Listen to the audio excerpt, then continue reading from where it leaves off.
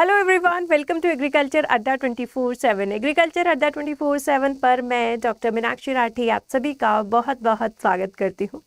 तो आज का हमारा स्पेशल सेशन है और स्पेशल ये है कि आज हम प्रैक्टिस करने वाले हैं MCQs which are your previous year MCQs of plant sciences ICAR PG exam. So hope these classes are very like being interactive। आप अच्छे से जो है कमेंट्स में कोई भी आपके क्वेश्चंस हैं, कंफ्यूजन है, वो राइट डाउन कर सकते हैं। एंड साथ ही साथ इन MCQs को एंजॉय करें, प्रैक्टिस करें और अपनी प्रिपरेशन को एनालाइज भी ज़रूर करें। ये जो हमारी सीरीज़ है जिसका नाम हमने रखा है प्रयास एक कोशिश, इसके क्लासेस आपको मंडे, वेडनेसडे एंड फ्राइडे यानी कि हफ्ते में 3 दिन 7 बजे एग्रीकल्चर अड्डा 24/7 पर मिलती हैं। चलिए शुरू करते हैं हमारे ये सफ़र। तो जो भी आप लोग okay let's get started. So guys, आप लोगों ने अगर एप्लीकेशन जो है वो डाउनलोड नहीं की है अड्डा 24/7 की, तो एप्लीकेशन बहुत इंपॉर्टेंट है। इसका लिंक जो है डिस्क्रिप्शन बॉक्स में गिवन है।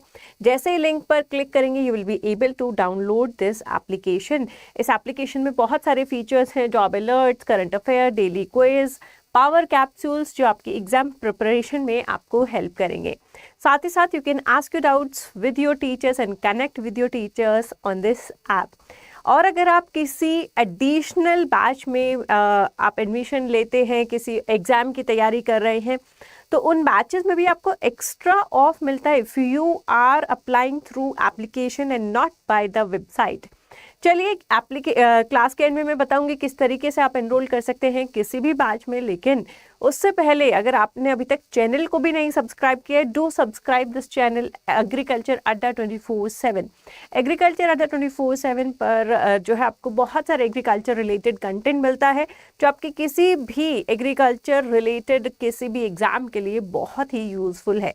So do subscribe this channel and press the bell icon ताकि हमारी जितनी भी क्लासेस हो रही हैं उनकी सबकी नोटिफिकेशन आपको टाइमली मिले और टाइमली आप जो है उन क्लासेस को अटेंड कर पाएँ। स्पेशली द प्रयास क्लासेस, इनमें तो आपको ज़रूर आना है और टाइमली आना है। Monday, Wednesday, Friday 7 PM। चलिए शुरू करते हैं हमारा आज का MCQs का सफ़र। एंड काफ़ी टाइम से मुझे एक स्टूडेंट हर क्लास में जो है नीचे कमेंट भी कर रहे थे, मैम MCQ सेशन लेके आइए, exam is too near. So I thought let's go for the MCQs today. चलिए, तो यहाँ पर आपके पास पहला क्वेश्चन है MCQs में मैच द फॉलोइंग का। डबल मोनोसोमी क्या होती है, ट्राइसोमी क्या होती है, नलीसोमी क्या होती है, डबल टेट्रासोमी क्या होती है। So we all know these are the chromosomal variations जहाँ पर क्रोमोसोम का पूरा सेट रिपीट नहीं होता है बल्कि उसके कुछ क्रोमोसोम्स एक्स्ट्रा या कुछ क्रोमोसोम्स अगर किसी इंडिविजुअल में कम रह जाते हैं, इस कंडीशन को हम क्या कहते हैं, एन्यूप्लॉइडी।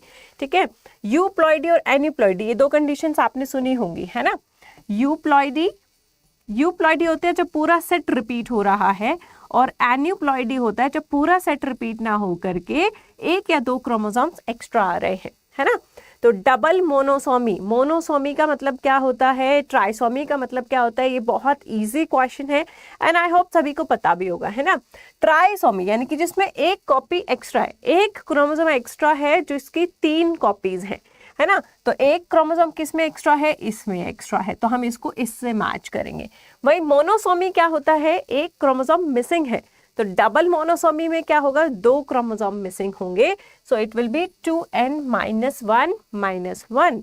नलीसोमी में क्या होगा, 2n - 2। एंड डबल टेट्रासोमी में होगा 2n + 2 + 2, यानी कि जो उसका डिप्लॉयड क्रोमोसोम नंबर है उसके अलावा उसमें 2 क्रोमोसोम और एक्स्ट्रा है, 4 क्रोमोसोम और एक्स्ट्रा है, right.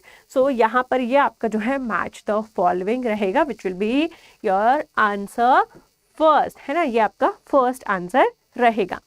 Moving ahead, question number 2। In seed technology, the term dockage is commonly used to describe। Seed technology में हम एक शब्द यूज करते हैं डॉकेज। ये डॉकेज शब्द किससे रिलेटेड है, तो ये होता है genetic impurities, sorry genetic impurities नहीं होगा, फिजिकल इम्प्योरिटीज, है ना, पीछे रीड करते करते मैंने बोल दिया। यानी कि जब हम सीड के एनालिसिस करते हैं उसमें हम देखते हैं कुछ हस्क है, कुछ पत्ते पड़े हुए हैं, कुछ जो है आपके कंकर पत्थर आ रहे हैं, है ना, दीज आर नॉन एज डॉकेज, इनको हम क्या कहते हैं, डॉकेज कहते हैं।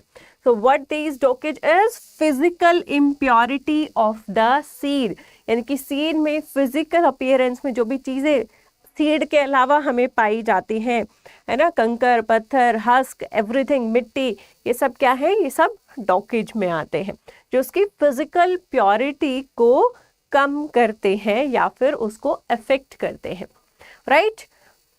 Next question, statement 1, in rhizobium legume symbiosis large and pink colored nodules are considered good for the efficient nitrogen fixation। बड़े बड़े पिंक कलर के नोड्यूल्स बन रहे हैं तो यानी कि एफिशिएंटली नाइट्रोजन फिक्स हो सकता है। ये जो लाल रंग है या पिंक कलर जो है वो लेग हेमोग्लोबिन की वजह से होता है, ऐसी कहती है आपकी स्टेटमेंट नंबर 2। तो क्या ये दोनों स्टेटमेंट सही हैं, क्या ये दोनों स्टेटमेंट्स गलत हैं, या कौन सी सही या कौन सी गलत है? So here the right answer will be both the statement 1 and 2 are true statements। दोनों ही स्टेटमेंट ट्रू स्टेटमेंट है। ऑफ कोर्स जितने अच्छे नोड्यूल्स होंगे, जितने हेल्दी नोड्यूल्स होंगे, उतने ही अच्छी हमारी नाइट्रोजन फिक्सेशन होगी। और ये जो पिंक कलर इनमें डेवलप होता है वो लेग हेमोग्लोबिन की वजह से होता है। So both the statement 1 and statement 2 are the correct statement. So answer 1 will be the right answer for this MCQ.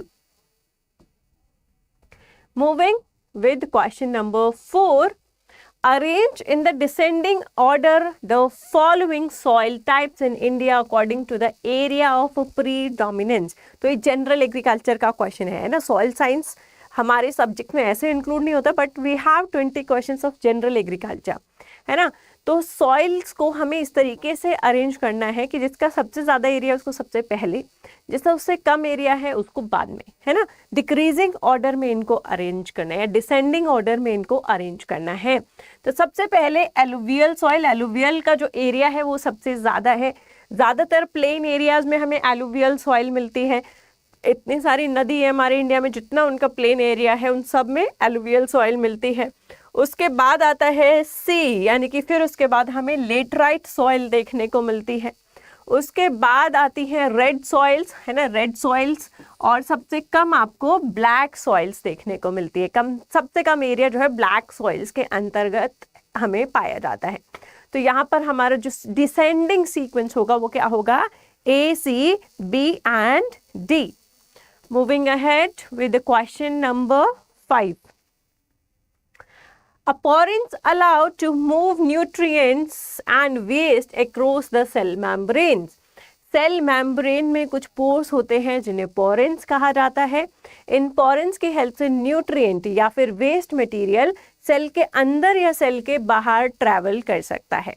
Statement 2, है ना, type 3 secretion system allows bacteria to move nucleoprotein complex across the cell membrane. जो हमारे type 3 secretion system है जिसको TTSS system कहा जाता है, इसकी हेल्प से क्या होता है, न्यूक्लियर प्रोटीन मूव कर सकते हैं सेल मेम्ब्रेन के आर पार। APS is a virulent factor in wilt causing bacteria. LPS allows bacteria to bind to the host lectins and hydrolytic enzymes are not virulent factors for bacteria। अब इनमें से कौन सी स्टेटमेंट्स जो है करेक्ट स्टेटमेंट्स है ना, which are the correct statements? तो यहाँ पर आपको ऑप्शन दिया गया है B and E, B only, A, C, D और D ओनली। इनमें से कौन सी स्टेटमेंट्स करेक्ट स्टेटमेंट है? तो A, C, D यानी कि B को छोड़ करके सही स्टेटमेंट क्या है, और E को छोड़ करके, है ना। A, C और D आपकी जो है करेक्ट स्टेटमेंट्स हैं। बाकी जो स्टेटमेंट्स हैं वो सही स्टेटमेंट्स नहीं है। तो इस तरीके के क्वेश्चंस के लिए guys you have to be like आपके जो टॉपिक्स हैं, आपका जो सब्जेक्ट रिलेटेड जो नॉलेज है वो आपको थोरली अच्छा करना होगा, उस पर आपको अपनी ग्रिप बनानी होगी। Just directly practicing MCQ will just give you not more than like one word answer जब तक पूछा जा रहा है जब तक ठीक है, लेकिन इस तरीके के क्वेश्चन जब पूछे जाते हैं तो आपको क्लेरिफिकेशन होनी चाहिए टॉपिक की, वो टॉपिक किस चीज के बारे में है और उसमें क्या क्या इंक्लूड किया जाता है। Next moving to question number 6, assertion है ना। असर्शन हम क्या बना रहे हैं, Indian Council of Agriculture Research ICAR जिसको हम कहते हैं is an autonomous body under Ministry of Agriculture and Farmers Welfare, है ना। ICAR एक autonomous body है। autonomous body जैसे कि माइटोकॉन्ड्रिया या क्लोरोप्लास्ट सेमी ऑटोनोमस ऑर्गन्स होते हैं। तो ऑटोनोमस का मतलब है जो अपने डिसीजंस खुद लेती है, who is not dependent on others for their decisions, right? ये एक ऑटोनोमस बॉडी है, किसके अंतर्गत बनाई गई है, ministry of agriculture and farmers welfare के अंतर्गत बनाई गई है। रीजन है the director general ICAR is the president of the ICAR society. जो ICAR का डायरेक्टर जनरल है वही प्रेसिडेंट है ICAR सोसाइटी का। क्या ये दोनों स्टेटमेंट सही है ना। तो इस तरीके के general question related to ICAR institute, their functions, how their structure is formed, इस तरीके के क्वेश्चन जो है हमें एग्जाम्स में देखने को मिल सकते हैं। तो यहाँ पर आंसर होगा दोनों ही स्टेटमेंट गलत स्टेटमेंट है, फॉल्स स्टेटमेंट है ना। तो जो डायरेक्टर जनरल होता है ICAR का, he is not the president of ICAR society, वो ICAR सोसाइटी का प्रेसिडेंट नहीं होते हैं। एंड जो हमारा ICAR है ये ministry of agriculture and farmers welfare के अंतर्गत एक ऑटोनोमस बॉडी है या नहीं है ना। तो इसका आंसर आप मुझे बताएंगे कि जो फर्स्ट स्टेटमेंट है ये फॉल्स क्यों है, क्या रीजन है जिसकी वजह से हम इस स्टेटमेंट को कह रहे हैं कि ये स्टेटमेंट गलत है, ये आपको मुझे कमेंट बॉक्स में बताना है। अब अगर मैं आप लोगों को होमवर्क नहीं दूंगी, सीधा क्वेश्चन और आंसर्स बताते जाऊंगी तो क्या होगा, आप इनको सुनेंगे और भूल जाएंगे। तो ऐसा तो हम होने नहीं देंगे। टू वे पार्टिसिपेशन बिल्कुल जरूरी है। तो आपको यहाँ बताना है स्टेटमेंट 1 फॉल्स क्यों है या फिर असर्शन जो है वो फॉल्स क्यों है। चलिए next, statement 1 again, explosive epidemics are caused by foliar pathogens that are two times split of tongue, colonially produced, है ना। एंड स्टेटमेंट सेकंड कहती है clonal reproduction allows genetically non identical virulent types. तो statement पहली क्या कहती है कि ज़्यादातर जो आपके एपिडेमिक्स होते हैं ना वो फोलियर जो पैथोजेंस होते हैं उनकी वजह से होते हैं, इसीलिए उनमें क्योंकि रिप्रोडक्शन जो है काफ़ी फास्ट होता है ना। सेकेंड स्टेटमेंट कहती है clonal reproduction allows genetically non identical virulent types. तो कौन सी स्टेटमेंट इनमें से करेक्ट है, कौन सी स्टेटमेंट इनमें से ट्रू है। दोनों स्टेटमेंट करेक्ट है, दोनों ही स्टेटमेंट फॉल्स है, या फिर कौन सी ट्रू कौन सी फॉल्स है। तो यहाँ पर आंसर आएगा statement 1 and statement 2, both the statements are not correct. दोनों ही स्टेटमेंट जो है करेक्ट नहीं है। ये बिल्कुल ज़रूरी नहीं है कि एक्सप्लोसिव एपिडेमिक है तो वो एक फोलियर पैथोजन की वजह से होगा, क्योंकि वो क्लोनल प्रोपागेशन कर सकता है विदाउट एनी सेक्सुअल रिप्रोडक्शन, अपना जो है डिवीजन कर सकता है या मल्टीप्लिकेशन कर सकता है। दूसरी बात यही है कि जब क्लोनल रिप्रोडक्शन हो ही रहा है, क्लोन्स क्या होते हैं, जेनेटिकली सिमिलर होते हैं, how can they B genetically non identical, है ना। ये तो स्टेटमेंट बिल्कुल ही गलत है। हम सब लोग जानते हैं क्लोन्स का मतलब क्या होता है, 100% जेनेटिकली सेम। तो दोनों स्टेटमेंट हमारी क्या है, फॉल्स स्टेटमेंट है, गलत स्टेटमेंट है।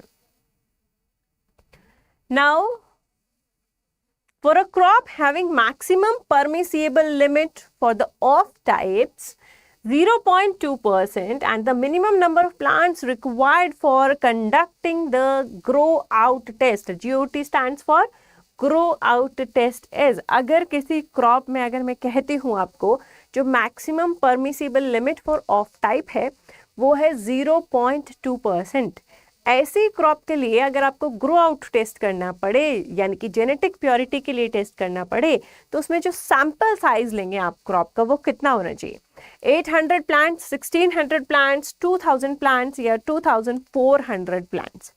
तो here the right answer will be 800 plants. अगर आपके जो ऑफ टाइप परमिसिबल लिमिट 0.2% है तो आपको ऑलमोस्ट जो सैंपल लेना है जीओटी के लिए वो लगभग 800 प्लांट्स का लेना है। इससे कम प्लांट्स लेंगे तो हम ये कहीं ना कहीं मान के चलते हैं कि रिजल्ट जो है बायस्ड है, रिजल्ट सही नहीं है, क्योंकि sample size was not appropriate, क्योंकि सैंपल साइज जो है वो एप्रोप्रिएट नहीं था। तो यहाँ पर आंसर आएगा 800 प्लांट्स।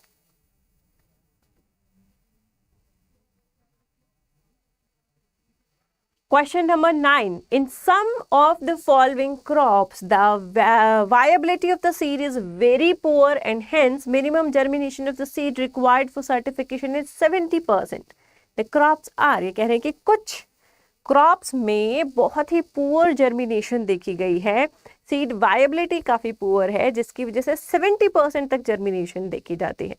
ऐसी कौन सी क्रॉप्स हैं? राइस है, हाइब्रिड मेज है, सोयाबीन है, ग्राउंडनट है या सनफ्लावर है। कौन सी क्रॉप में जर्मिनेशन परसेंट 70% एक नॉर्मल नंबर है जो हम अक्सर देखते हैं? Which of these crops are those? 70% germination for the certification, जिसमें हम सीड सर्टिफिकेशन के लिए 70% लिमिट रखते हैं। So that are your soybean and groundnut, है ना। राइस में कितनी होती है? 80%।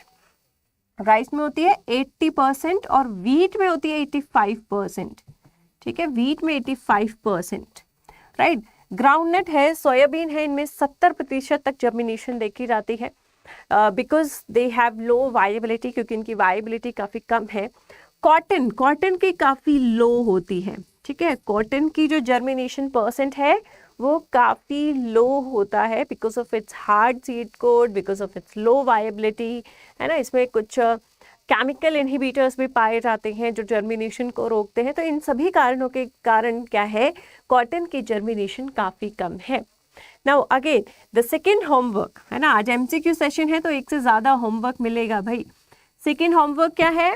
What is the germination percent of cotton? Cotton के जर्मिनेशन परसेंटेज क्या है? Mention in the comment, comment में आपको मेंशन करना है। Okay, moving ahead with question number 10। Hybrid, pure line, composite variety, synthetic variety, क्या होते हैं ये? हाइब्रिड क्या होता है? तो हाइब्रिडाइजेशन हम ऑलरेडी अपने थ्योरेटिकल क्लासेस में भी पढ़ चुके हैं। दो इनब्रिड्स या दो जेनेटिकली डिफरेंट पेरेंट्स का जब हम क्रॉस करवाते हैं तो हमें क्या मिलता है? हाइब्रिड मिलता है ना। So the first generation cross product which is commercially utilised, ये क्या होगा? हाइब्रिड होगा, है ना। हाइब्रिड क्या होता है? Filial generation 1। मुझे समझ नहीं आता, हमेशा मुझे क्लास के बीच में एक छींक क्यों आनी होती है? What is the reason behind? Right, anyway इसके पीछे आई थिंक कोई साइंटिफिक लॉजिक तो नहीं है, लेकिन आपको पता हो तो आप ज़रूर मेरी हेल्प कर सकते हैं बताने में। चलिए, प्योर लाइन क्या होता है? What is pure line? एक सेल्फ पॉलिनेटेड प्लांट जो है उसको आप आइसोलेशन में ग्रो करते हैं, सेल्फ पॉलिनेट करते हैं, है ना। So it is the progeny of a self pollinated homozygous single parent. एक सिंगल पैरेंट जिसको सेल्फ पॉलिनेट किया गया है, जो होमोजाइगस नेचर का है, तो उससे आपको क्या मिलता है? प्योर लाइन मिलता है। So progeny of a single self fertilised homozygous plant is pure line. Composite क्या होता है? Now very less people know the difference between the composites and synthetics, है ना। कॉम्पोजिट्स और सिंथेटिक्स दोनों हमें मेज में देखने को मिलते हैं। What is the difference between composites and synthetics? A variety produced by mixing the seeds of several phenotypically outstanding lights not tested for GCA. कुछ हमें वेराइटी, सुपीरियर वेराइटीज के सीड्स लिए और उनको मिक्स कर दिया, हमने उनका कोई GCA general combining ability test नहीं किया है, राइट। सेकेंड स्टेटमेंट कहती है variety developed by intercrossing a number of genotypes of non superior combining ability. पहले हमने सुपीरियर प्लांट्स लिए जिनकी GCA बहुत अच्छी थी, फिर उनके हर पॉसिबल इंटरक्रॉस बनवाया और फिर उनके सीड्स को हमने एक जगह कलेक्ट कर लिया, है ना। तो यहाँ पर हम GCA बेसिकली चेक कर रहे हैं, जो कि फर्स्ट स्टेटमेंट में नहीं कर रहे हैं। This is the basic difference between synthetics and composites. ठीक है, सिंथेटिक कंपोजिट्स में ये बेसिक डिफरेंस है जो आपको पता होना चाहिए। कंपोजिट्स में GCA चेक नहीं होता है। सिंथेटिक वेराइटीज में before mixing the superior lines उनका GCA general combining ability test conduct किया जाता है। मेजर डिफरेंस है और ये मेजर डिफरेंस हमें याद होना चाहिए। ठीक है, चलिए चलते हैं अगले क्वेश्चन पर। Preceding the crop requirement is an essential consideration during seed production to minimize the chances of genetic contamination through pollen shedders, volunteer plants, objectionable weeds और mutants. क्रॉप रिक्वायरमेंट में अगर आप देखें, है ना, essential consideration during seed production to minimise the chances of genetic contamination, कि जब भी आप सीड प्रोड्यूस करें तो कम से कम जेनेटिक कंटामिनेशन हो। इसके लिए आप चाहेंगे कि पॉलन शेडर्स ना हो, वॉलंटियर प्लांट्स ना हो, ऑब्जेक्शनेबल वीड्स ना हो या फिर म्यूटेंट्स ना हो। तो here the right answer will be volunteer plant preceding crop requirement, है ना। तो क्या होता है, कई बार ये प्लॉट है ना, इस प्लॉट पर हमने पिछले साल क्या लगाया था, मस्टर्ड लगाया था। मस्टर्ड को हार्वेस्ट कर लिया, लेकिन कुछ सीड्स मस्टर्ड के हमारे फील्ड में पड़े रह गए हैं। इस साल हम इस क्रॉप में क्या लगा रहे हैं, वीट लगा रहे हैं, या फिर कह लीजिए वीट की कोई दूसरी वैरायटी लगाई थी और इस साल हम दूसरी वैरायटी लगा रहे हैं। तो यहाँ पर जो सीड ऑलरेडी पिछले साल का गिरा हुआ है वो क्या करता है, जर्मिनेट कर जाता है। इनको हम वॉलंटियर प्लांट्स कहते हैं और वो हमारी क्रॉप के साथ मिक्स होता है, जिसकी वजह से जेनेटिक प्योरिटी जो है हमारी क्रॉप की खराब होती है। तो बिफोर सोइंग पूछ रहा है ये, है ना, बिफोर सोइंग। अभी मैंने अपने टेस्ट की सोइंग नहीं की है, तो मुझे बिफोर सोइंग क्या देखना है कि भाई कम से कम जेनेटिक कंटामिनेशन हो। तो हम क्या करते हैं, इस फील्ड को हम सोइंग से पहले ही इरिगेट कर देते हैं और हम 10 दिन के लिए इस फील्ड को छोड़ देते हैं। उससे क्या होता है कि जितने सीड्स इस फील्ड में पहले से गिरे हुए हैं, मॉइस्चर मिलने पर वो जर्मिनेट होते हैं और 10 दिन तक उनके प्लांटलेट्स ऊपर आ जाते हैं। फिर हम उसको फिर से क्या करते हैं, उसमें टिलेज करते हैं, यानी कि उन सारे प्लांट्स को उखाड़ देते हैं। तो इससे वॉलंटियर, और फिर हम अपनी सोइंग करते हैं ताकि वो जो वॉलंटियर प्लांट जो हमारी क्रॉप में कंटामिनेट करने वाले थे वो पहले ही जर्मिनेट होके हम उनको हटा सकते हैं। ठीक है, तो ये प्रीसीडिंग क्रॉप रिक्वायरमेंट है।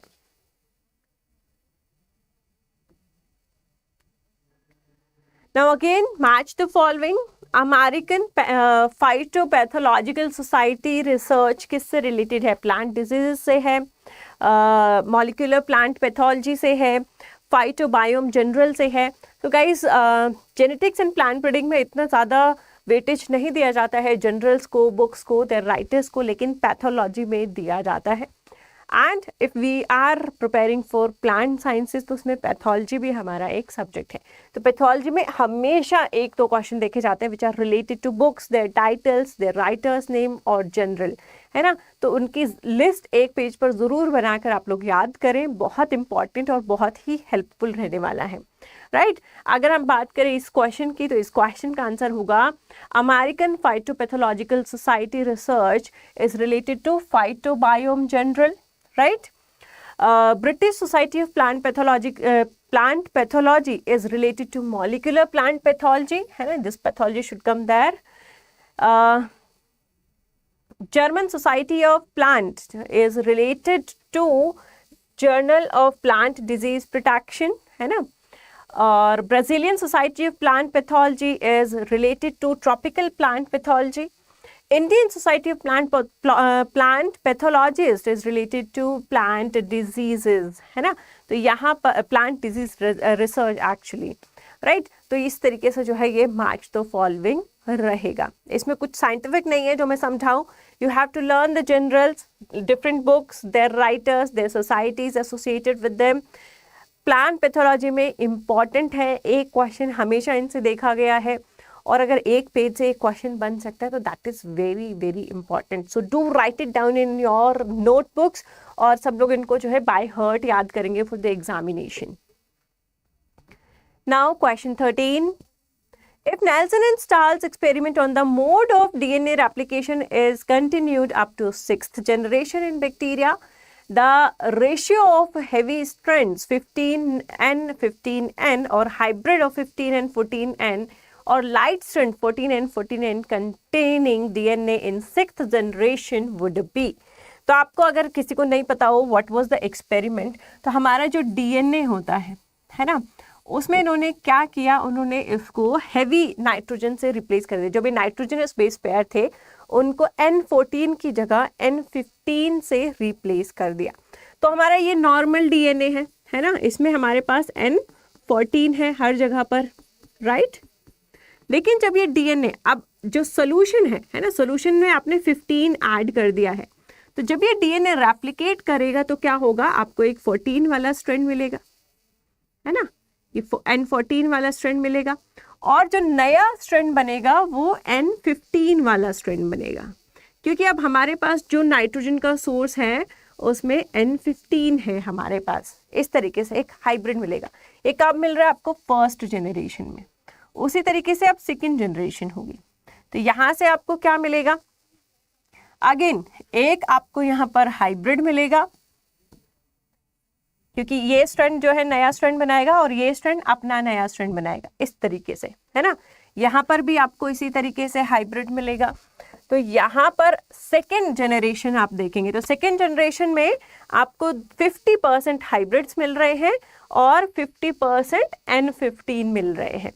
ऐसे जब 6th जनरेशन तक आप जाएंगे तो क्या रेशियो बनता है कि आपको लाइट बैंड्स कितने मिलेंगे, डार्क बैंड्स कितने मिलेंगे, तो वो हम देखते हैं. तो यहाँ जो हमारा आंसर आएगा वो आएगा 0, 1 एंड 31. ठीक है, 0, 1 एंड 31. तो हमें लाइट बैंड्स तो 0 मिलने वाले हैं, यानी कि ऐसा हमें कोई बैंड नहीं मिलेगा भाई. ये तो पहला ही था. इसके बाद जो भी, क्योंकि हम जो मीडिया में N15 ही डाल रहे हैं तो N14 के 2 हमें कभी नहीं मिलेगा. हमें फर्स्ट जनरेशन में ही 2 हाइब्रिड मिल रहे हैं, तो वो हमें कभी नहीं मिलेगा, राइट. तो वो 0 होगा और आपको जो है हाइब्रिड्स जो है 31:1 की फॉर्म में मिलेंगे, यानी कि आपको हाइब्रिड्स कम मिलेंगे और सबसे ज़्यादा क्या मिलेंगे, सबसे ज़्यादा आपको N15 वाले स्ट्रैंड्स मिलेंगे. ठीक है, चलिए नेक्स्ट चलते हैं. As per the general model, the order of activities in the DNA replication in E. coli from the beginning to the end is, है ना. हमको जनरल मॉडल के हिसाब से जब भी हम डीएनए की एक्टिविटीज करते हैं ई कोलाई में, है ना, इनको उसके हिसाब से अरेंज करना है. तो इसमें पहला है enzyme primase synthesises the primer RNA. Primase enzyme जो है प्राइमर आरएनए बनाएगा. दूसरा है सिंगल स्ट्रैंड बाइंडिंग प्रोटीन, जो है सिंगल स्ट्रैंड्स को स्टेबलाइज करेंगे. डीएनए गायरेज और डीएनए हेलिकेज उसको अनवाइंड करेंगे, है ना. और आफ्टर डाइजेस्टिंग आरएनए प्राइमर्स ओका जाके फ्रेगमेंट्स को ज्वाइन किया जाएगा डीएनए लाइगेज की हेल्प से. Synthesis of DNA starts and goes continuous to leading strands and discontinuation of lagging strand. तो सबसे पहले क्या होगा, सबसे पहले तो ऑफ कोर्स हमें प्राइमर चाहिए स्टार्ट करने के लिए, है ना, प्राइमेज जो कि आरएनए प्राइमर बनाएगा. दूसरा हमें इन स्ट्रैंड्स को अलग अलग करना है, सिंगल स्ट्रैंडेड करना है, राइट. तो हमें यहाँ पर जो है हेलिकेज या गायरेज की जरूरत पड़ेगी ताकि इनको अलग अलग करें. अब अलग अलग करने के बाद ये दोबारा से रीजॉइन ना हो जाए, इसके लिए हम चाहते हैं कि इनको स्टेबल कर दिया जाए. उसके लिए हमें सिंगल स्ट्रैंड बाइंडिंग प्रोटीन्स की ज़रूरत पड़ने वाली है. अब ये स्टेबल हो गए हैं. अब रेप्लिकेशन शुरू होगा, रेप्लिकेशन फॉर्क बनेगा. तो एक हमारा लीडिंग स्ट्रैंड होगा जो कंटिन्यूअस है और एक लैगिंग स्ट्रैंड होगा जो कि डिसकंटिन्यूअस है, जो कि ई में आता है. अब जो लैगिंग स्ट्रैंड है जो डिसकंटिन्यूअस है ना, ये फॉर्क कैसे बनता है, ये फॉर्क ऐसे बनता है ना. तो ये आपका जो है लीडिंग स्ट्रैंड होगा, ये इस तरीके से लैगिंग स्ट्रैंड होगा. तो जो लैगिंग स्ट्रैंड है जिसमें फ्रेगमेंट्स हैं, इन फ्रेगमेंट्स को रीजॉइन किया जाता है डीएनए लाइगेज की हेल्प से, राइट। तो यहाँ पर जो हमारी सीक्वेंस रहेगी वो क्या रहेगी, ACBED। Next question 15, assertion and reason। assertion कहती है gene for gene interaction can be usually observed in the biotrophic pathosystem. Gene for gene interaction biotrophic pathosystem में देखा जा सकता है। बायोट्रॉफ्स entirely dependent on their host plant to complete their life cycle। क्योंकि जो बायोट्रॉफ होते हैं वो कंप्लीटली अपने होस्ट पर, अपने प्लांट पर डिपेंड करते हैं अपनी लाइफ साइकिल के लिए, है ना। तो अगर उसमें कोई कंपैटिबिलिटी जीन होगा, जीन मैचिंग होगा, तभी वो सर्वाइव करेंगे। तो जीन फॉर जीन इंटरैक्शन वहां आप इजीली देख सकते हैं। तो यहाँ पर हमारा आंसर आएगा yes, both A and R true and R is the correct explanation of A. दोनों ही स्टेटमेंट्स सही स्टेटमेंट है। जीन फॉर जीन हाइपोथेसिस को पढ़ना, जीन फॉर जीन हाइपोथेसिस क्या कहता है कि अगर मेरे अंदर कोई विरुलेंट जीन है तो सामने वाले के पास इसका कोई तोड़, कोई रेजिस्टेंट जीन भी है, या मेरे पास कोई रेजिस्टेंट जीन है तो सामने वाले के पास मैचिंग विरुलेंट जीन एक दिन जरूर मिलेगा, है ना। This is gene for gene hypothesis. तो ये बायोट्रॉप्स में पढ़ना आसान होता है क्योंकि biotrophs are associated with other organism in their life cycle, right. तो दोनों ही रीजन जो है सही है, दोनों स्टेटमेंट जो है सही है, and R is the correct explanation of A. Again, two statements. Diazotrophs possess nitrogenase enzyme that helps in biological nitrogen fixation. Diazotrophs के पास नाइट्रोजिनेज एंजाइम है जो फिक्सेशन करता है नाइट्रोजन की। अच्छा जी। स्टेटमेंट 2 है rhizobium and azotobacter are symbiotic nitrogen fixers. Rhizobium और azotobacter symbiotic nitrogen fixers हैं। तो इन दोनों स्टेटमेंट्स में से कौन सी सही कौन सी गलत है, तो यहाँ पर देखेंगे हम दोनों ही स्टेटमेंट्स जो हैं रॉन्ग स्टेटमेंट्स हैं, है ना। They both the statements are the wrong statements. Second statement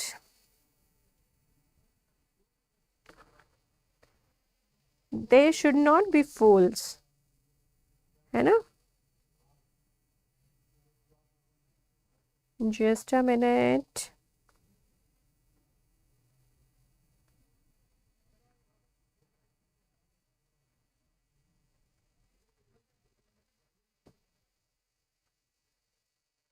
Yes, so the second statement is true and diazotrophs possess nitrogenase enzyme that helps in biological nitrogen fixation. Actually both the statements are true, है ना। One will be the right answer here. One will be the right answer. ठीक है, both the statements are true statement. जो भी हमारे Azotobacter है या rhizobium है ये ऑफ कोर्स एसोसिएशन में ही रहते हैं, सिम्बायोटिक एसोसिएशन में ही रहते हैं। They are not free living. लेकिन एक नाइट्रोजन फिक्सेसर ऐसा है जो फ्री लिविंग है ना। Homework 3 free living nitrogen fixer आपको बताना है कौन है, ठीक है। फ्री लिविंग नाइट्रोजन फिक्सर कौन है ये आपको बताना है। चलिए नेक्स्ट चलते हैं। Again match the following. So germplasm conservation, clonal degradation, DMSO, virus elimination देखते हैं। लिस्ट के दूसरी तरफ क्या है, वायरस इन्फेक्शन और mutation, cryoprotectant, cryotherapy, in situ ex situ, cryopreservation. चलिए तो यहाँ पर हम देखते जर्मप्लाज्म कंजर्वेशन, ठीक है। जर्मप्लाज्म कंजर्वेशन यानी कि ए मैचेस विद 4 यानी कि इन सीटू एक्स सीटू, है ना। जर्मप्लाज्म कलेक्शन हम करते हैं तो हम पढ़ते हैं in situ conservation and ex situ conservation. In situ conservation वो होती है जो उसके नेचुरल हैबिटेट पर हम उसे कंजर्व करने की कोशिश करते हैं, जैसे कि आपकी जीन सेंचुरीज हैं, नेचुरल पार्क्स हैं और बायोडाइवर्सिटी पार्क्स हैं। तो ये क्या है, इन सीटू कंजर्वेशन है। वही अगर उस प्लांट को मैं उठाकर घर ले आऊँ, लेबोरेटरी में ले आऊँ या किसी gene bank, plant bank, seed bank, इनमें उसका जो है यूटिलाइजेशन करूँ तो ये क्या हो जाता है, एक्स सीटू कंजर्वेशन हो जाता है, क्योंकि आपने उसके ओरिजिनल प्लेस से उठाकर उसको कहीं और जो है रखा है कंजर्व करने के लिए, है ना। तो germplasm conservation is related to in situ and ex situ. Now clonal degradation किस वजह से हो सकती है ना। एक टाइम आता है जब क्लोन्स उतने अच्छे बिहेव नहीं कर रहे, उतने अच्छे यील्ड नहीं दे रहे, या उतनी अच्छी परफॉर्मेंस नहीं दे रहे जितना पहले दे रहे थे। That reason can be either mutation और वायरल इन्फेक्शन एंड म्यूटेशन की वजह से ऐसा हो सकता है। So it will be option 1। Then DMSO क्या है? क्रायोप्रोटेक्टेंट है। It is a cryoprotectant. जब भी आप किसी चीज को लिक्विड नाइट्रोजन या क्रायो प्रिजर्वेशन जिसको हम कहते हैं, अब लिक्विड नाइट्रोजन का जो टेम्परेचर होता है बहुत ज़्यादा लो होता है ना, -196 डिग्री होता है। ऐसे में आप किसी भी टिश्यू को डाल रहे हैं तो उस टिश्यू में क्या होता है, फ्रीजिंग इंजरी हो सकती है, यानी कि उसके सारे जो ऑर्गन्स हैं वो एकदम से फ्रीज हो गए हैं। और जैसे ही आप इसको बाहर नॉर्मल टेम्परेचर में निकालेंगे कभी काम के लिए, तो एकदम से उस टेम्परेचर में क्या होगा, एकदम गर्म हो जाएगा। तो एक अंदर बाहर निकालने के चक्कर में उसके जो भी ऑर्गन्स हैं वो डैमेज हो जाएंगे, ठीक है। तो ऐसा ना हो, है ना। इस लो टेम्परेचर की वजह से हम जो सेल या कोई एंजाइम या कुछ भी जो है प्रोटेक्ट करने की कोशिश कर रहे हैं उसमें कोई इंटरनल दिक्कत ना आए, है ना। इसके लिए हमें क्रायो प्रिजर्वेटिव्स का यूज करना होता है, क्रायो प्रोटेक्टेंट्स का यूज करना होता है। तो क्रायो प्रोटेक्टेंट्स क्या होते हैं, उसको उस ठंडे टेम्परेचर से इंजरी होने से बचाते हैं। ये क्रायो प्रोटेक्टेंट्स का काम होता है, जैसे कि DMSO ऐसा करता है। And D is the virus elimination. Virus elimination के लिए क्रायोथेरेपी आप बिल्कुल दे सकते हैं। -196 डिग्री पर कोई एंजाइम, कोई वायरस, कोई बैक्टीरिया एक्टिव नहीं रहता और इसीलिए हम चीज़ों को ज़्यादा टाइम तक प्रिजर्व कर पाते हैं, ठीक है। तो यहाँ पर मैच द फॉलोइंग में हमारा आंसर क्या होगा, 3A4 B1 C2 and D3। चलिए question 18, gene for gene relationship between host and it's pathogen was originally proposed by Flor on the basis of work done on gene for gene hypothesis was given by Flor, we all know। लेकिन उन्होंने किस crop पर काम किया था या किस disease के अगेंस्ट काम किया था? तो उन्होंने काम किया था लिंसिड, यानी कि जिसको हम कभी कभी क्या कहते हैं, फ्लैक्स भी कहते हैं। फ्लैक्स और लिंसिड की रस्ट डिजीज पर उन्होंने काम किया था और पर काम करके उन्हें यही समझ आया कि भाई अगर रेजिस्टेंट जीन है तो कहीं ना कहीं इसका तोड़ इसकी विरुलेंट जीन भी है, आज नहीं तो कल वो इवोल्यूशन में सामने आ जाती है, राइट। तो ये था फ्लोर का hypothesis. So here the answer will be 3, rust of linseed और फ्लैक्स सीड। इसको हिंदी में अलसी भी कहते हैं। Question number 19, assertion and reason again। In potato cultivation, dehulming is done to produce quality seed tubers। Potato production में डीहल्मिंग इसलिए की जाती है ताकि क्वालिटी सीड ट्यूबर्स प्रोड्यूस किए जाएं। Dehaulming in potato seed crop is done 10-15 days before the harvesting of the crop. और dehaulming जो है हार्वेस्टिंग से 10-15 दिन पहले की जाती है। So both the statements are true और both the statements are false, और one is true one is false. तो यहाँ पर क्या होगा, दोनों ही स्टेटमेंट करेक्ट स्टेटमेंट है, सही स्टेटमेंट है। So option A will be the right answer. Moving ahead with question number 20, list 1 list 2 match करनी है फिर से हमें। Benzyl alcohol, silica content, asparagine content, sinigrin content. दूसरी तरफ है हमारे brown plant hopper, green bugs, cabbage aphid और राइस स्टेम बोरर। काफी इंटरेस्टिंग है ना। तो यहाँ पर हमारा आंसर क्या होने वाला है, बेंजाइल अल्कोहल, है ना। Benzyl alcohol is with green bugs, it is related with the green bugs. वहीं जो आपका सिलिका कंटेंट है, सिलिका कंटेंट आपको राइस स्टेम बोरर से रिलेटेड है ना। एस्पार्जिन कंटेंट आपका किससे रिलेटेड है, ब्राउन प्लांट होपर से रिलेटेड है। और सिनर्जिन कंटेंट जो है वो कैबेज एफिड से रिलेटेड है, ठीक है। So option here will be 3, third option will be the right option. Okay, तो भाई ज़्यादा बोर नहीं करेंगे आपको, यहीं पर इस सेशन को समाप्त करते हैं क्योंकि क्वेश्चंस बहुत ज़्यादा लेंदी आएंगे। ये आपको समझ आ गया होगा आपने प्रीवियस ईयर के क्वेश्चंस देख करके। तो आपको your reading has to be very fast, है ना, क्योंकि मैं तो बोल के पढ़ रही हूँ, एक्सप्लेन कर रही हूँ, तो ज़्यादा टाइम लग रहा है, लेकिन ऑफकोर्स पेपर में आपको इतना टाइम वेस्ट नहीं करना है। कंसेप्ट्स क्लियर रखेंगे तो चीज़ें आसान है, क्योंकि कुछ भी ऐसा नहीं है जो बहुत रेक्टाफिकेशन वाला आएगा, ठीक है। सो कंसेप्ट इजीली जो है अच्छे से पढ़िएगा, और रेगुलर हमारी जो क्लासेस है ये अटेंड कर ही रहे हैं आप, तो ऐसे जब तक एग्ज़ाम नहीं होता रेगुलर क्लासेस अटेंड करते रहिए। और साथ ही साथ I would suggest read some good books, है ना, गुड बुक्स हमेशा पढ़नी चाहिए। I would never suggest that you should go whole कि आपकी पूरी प्रिपरेशन यूट्यूब से हो रही है या पूरी प्रिपरेशन सिर्फ MCQ सॉल्व करने से हो रही है। Read your concept from the book and why it is so. अगर मैं इतना पढ़ती हूँ तो मुझे एग्ज़ाम में इतना याद रहता है, अगर मैं इतना ही पढ़ूंगी तो एग्ज़ाम में और कम हो जाएगा। तो ये नहीं करना है, इतना पढ़ना है, ठीक है। इतना पढ़ने के लिए यूट्यूब क्लासेस भी कभी देखनी है, कोई कंसेप्ट नहीं समझ आ रहा है, या हम उस चीज़ को एक इजी लैंग्वेज में समझने की कोशिश करें। पहले हमने जैसे कि अभी पिछली क्लास में मेल सेल्फ इनकम्पैटिबिलिटी पढ़ा, तो अगर हमने मैम से पढ़ लिया है, अब हम बुक से रीड करेंगे तो हमें जल्दी समझ आएगा, है ना। लेकिन मैं ये बिल्कुल नहीं कहूँगी कि आपको बुक नहीं पढ़नी है, पहले क्लास अटेंड कीजिए, एक इजी लैंग्वेज में आपने उस चीज़ को समझ लिया है, कंसेप्ट आपके दिमाग में बैठ गया है, then you have to read the books. फिर आपको बुक रीड करनी है, फिर उसके MCQ सॉल्व करने हैं। Anyway these are your batches guys, ये आपके डिफरेंट बैचेस हैं जिनमें आप एनरोल कर सकते हैं अड्डा 24/7 की एप्लीकेशन पर। डिस्क्रिप्शन में आपका लिंक गिवन है, जैसे लिंक पर आप टच करेंगे you will be able to download this application. उसमें एग्रीकल्चर जो आपका सब्जेक्ट है उसको चुनना है। एग्रीकल्चर से रिलेटेड हमारे पास जितने भी आपके अपकमिंग कोर्सेज हैं किसी भी एग्जाम से रिलेटेड वो आपको दिख जाएंगे। जिसमें आपको एनरोल करना है उसको क्लिक करेंगे, उसकी पूरी डिटेल आ जाएगी। उसके बाद उसमें पूछेगा भाई एक कूपन कोड है ना, उस कूपन कोड को जरूर याद रखना है Y448A। जब आप Y448A का इस्तेमाल करेंगे you will get 80% of on your all the courses. तो इसका यूज करना मत भूलिएगा, वरना जो पॉकेट है ना उस पर बहुत भारी पड़ने वाला है ना।